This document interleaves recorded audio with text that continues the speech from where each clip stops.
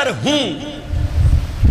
जिवें साडे मुल्क च एक हुक्मरान कहंदा ना भी मैं कुर्सी ते होवां ते पाकिस्तान बिल्कुल ठीक, जिन मैनू ला दवो तो ये अमेरिका से साजिश होंदी,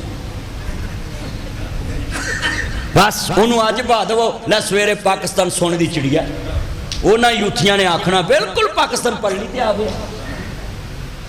जाओ मेरी कसम है तुहानू, सवेरे उन्होंने लिया के कुर्सी ते बहा दो तो सवेरे पाकिस्तान चुत्तों आसमान तो नूर बरसन लग पवेगा, दुध 50 रुपये हो जाएगा, हर शह सस्ती हो जाएगी।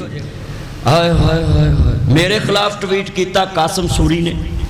मैं उन्होंने कहना साबक डिप्टी साहब मेरा तेरा जोड़ की है, मैनू कहना है कि इस हुकूमत के खिलाफ नहीं बोलता।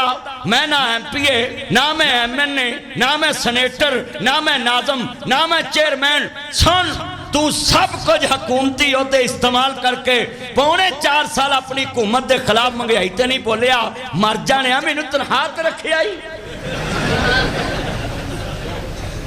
हाँ जी मैं उन्होंने पैगाम देना है, सूरी साहब तुसी सानू क्या है ट्वीट ते मेरे खिलाफ कि नासिर मदनी नक डुब के मर जाए, डुब के मरो। तुसी जिन्हें 90 दिन का कह के 4.25 साल खुदकुशी नहीं की, कई IMF को नहीं जावांगे, डुब के मर। तू जिन्हें जनाब जी आइन तोड़िया डुब के मरन तुसी, जिन्हें 4.25 साल च जनाब जी 60 वाला पेट्रोल 150 ते लिया, 80 वाला डॉलर 150 के करीब उत्ते चला गए। ते अज मेरे को आन के कहते हैं नासिर मदनी बोले, मैं उदों बोलांगा जो तुहाडे 4.25 साल का गंद मुकेगा।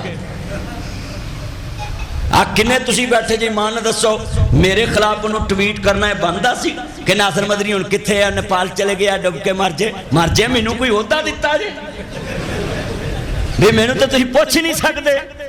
मैं तो गल करना गरीब दी ते करांगा, जरा वक्त आएगा तो करांगा। जे महीना जे हुक्मरान बने नूं होए ने अगले नूं ते मैं आखां तू की कीता है, तो आखे मौलवी तू ही आ जाओ,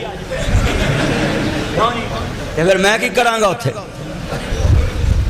मैं तुहानू पैगाम दवांगा पार्टीबाजी चो निकलो।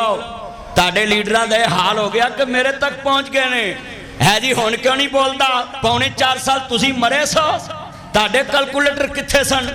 हाँ जी लिख लो एने बैठे जे 4.25 साल च कोई पाकिस्तान दा PTI दा मिनिस्टर मैनू विखाए कोने गरीबां दे बारे कोई प्रेस कॉन्फ्रेंस की होवे कि गुरबत मुक गई है, महंगाई जनाब जी इंजे।